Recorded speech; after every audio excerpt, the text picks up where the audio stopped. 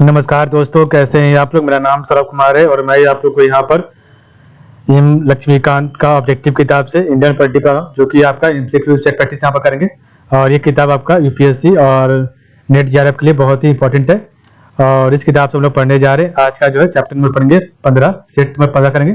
ठीक है, तो सेट 15 करेंगे और आपका चैप्टर 15 होगा। ठीक है, और इसमें हमारा जो है सिर्फ क्वेश्चन आंसर होगा, इसमें हमारा कोई भी एक्सप्लेनेशन नहीं होगा, सिर्फ विदाउट एक्सप्लेनेशन होगा ये। तो चलिए स्टार्ट करते हैं। आज का चैप्टर नंबर 15 पढ़ेंगे। पार्ट नंबर 2 का सिस्टम ऑफ गवर्नमेंट का पार्ट नंबर 2 होगा, जो कि है इंटर स्टेट रिलेशन। ठीक है, तो इंटर स्टेट रिलेशन का जो भी एमसीक्यू होगा वहाँ पर हम लोग यहाँ पर सेट प्रैक्टिस करेंगे। तो part number 2 government system of government, chapter number 15 inter state relation. ठीक है, तो देखिए आपके सामने चैप्टर नंबर 15 आ गया, part number 2 inter state relation. तो इसका क्वेश्चन नीचे आपका दिया गया। तो देखिए आपके सामने पहला क्वेश्चन है,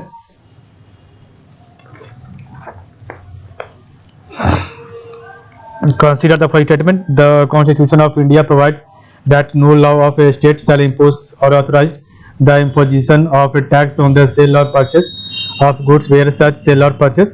तो वन करेक्ट आंसर है option B, only 2 is right. आपका ये सिर्फ 2 ही सही है। The tax place in course of the import of the goods into or export of the goods out of the territory of India. ठीक है, ये आपका सही है। आपका दूसरा गलत है, tax place with in the territory of state, ये आपका गलत है। कोई आपका 2 है, कंसीडर द फॉलोइंग स्टेटमेंट। तो आपको बताना है 2 स्टेटमेंट में से कौन सा स्टेटमेंट सही है। तो 2 का ओनली 1 आपका सही है। ठीक है, तो parliament may by law provide that neither the Supreme Court nor any other court shall exercise jurisdiction in respect of any dispute with respect to the use, distribution or control of the waters of any state, interstate river or river valley। और आपका दूसरा गलत है, river boards act 1956 provide for reference of an interstate river dispute for arbitration by a water dispute tribunal. ये गलत है। Question number 3 है, only option A सही था।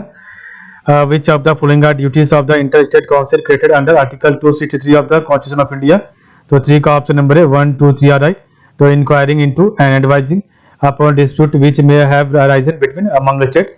और दूसरा है investigating and discussing subjects in which some or all of the state or the union and one or more of the state have common interest or making recommendation upon any such subject for the better consideration of coordination of policy and action with respect to that subject। तो आपका तीनों सही है। तो which of the following are duties of the interstate council created under article 263 of the constitution of India।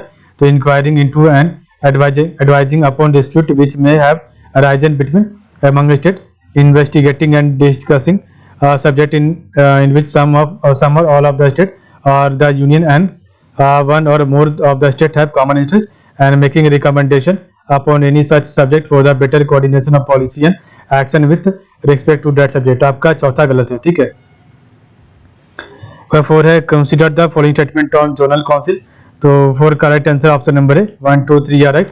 तो consider the following statement of Zonal Council 1, 2, 3 Zonal Council were set up under the provisions of the State Reorganization Act। Zonal Council discuss various issues of common interest in the field of planning, river, water, interstate transport, and they are enabled the central and state to cooperate in involving uniform policies in social and economic matters।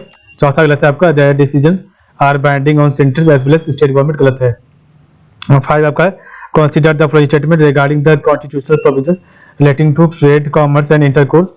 तो 5 correct answer है option number C, आपका 1 and 3 right. ठीक है, तो parliament may by law impose और restriction.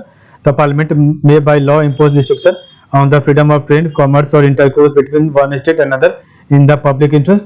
And parliament may enact any law giving or authorizing any distribution to deal with a situation arising from the scarcity of goods in any part of Indian territory। और आपका दूसरा गलत है, bills imposing restriction on the freedom of trade, commerce and intercourse within the state cannot be moved in the state legislature without the sanction of the central government, and trade and commerce within the state is just subject in the context। आपका गलत है। कुछ आपका 6 है, who among the following are the members of the interstate council।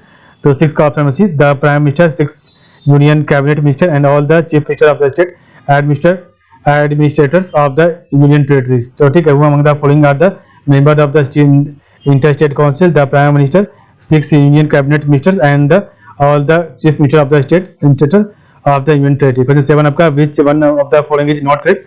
तो 7 correct answer है option number A, the governor of a state may entrust to the government of India functions in relation to any matter to which the executive power of the state extends. ये आपका रहता है।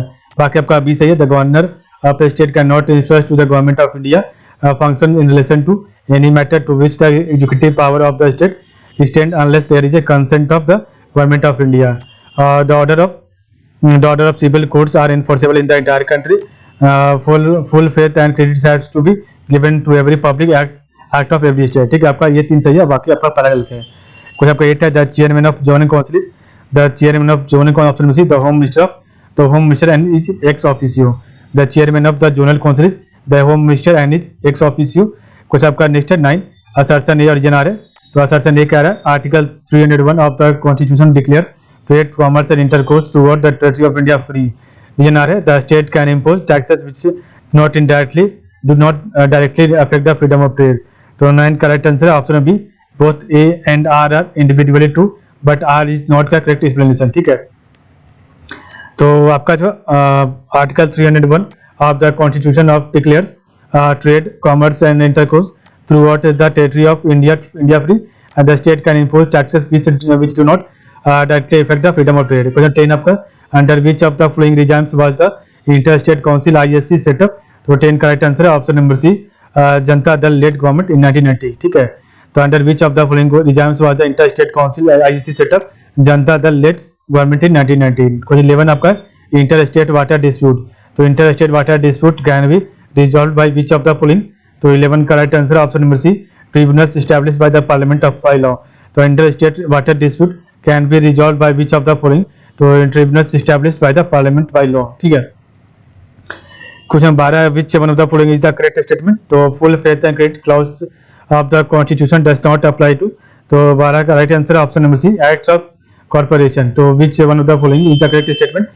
full faith and credit clause of the constitution does not apply to acts of corporation। कुछ आपका 13 number है, an interstate council may be established by। तो an interstate council may be established by, तो 13 correct option B, the president. कुछ आपका 14 number है, which of the following statement on zonal council is correct? तो 14 का आपका option B, 2, 3, 4 are right। तो which of the following statement on zonal council is correct? they obey their existence। तो they obey their existence to the constitution of India गलत है। ठीक है, there are 5 zonal councils सही है। they coordinate relation among the government of the state and union territories and the government of India, ये सही है। और आपका जो they are set up under the state reorganization act 1956, तो आपका तीनों सही है। ठीक है, तो इस प्रकार हमने देखा आज का वीडियो। तो आज के बाद कल का चैप्टर नंबर 16 पढ़ेंगे, जो कि आपका होगा इमरजेंसी प्रोविजन। ठीक है, और ये आपका चैप्टर नंबर 16 पार्ट नंबर 2 का जो है भाग होगा। ठीक है, तो आज के लिए बस इतना ही। आप लोग का बहुत बहुत धन्यवाद।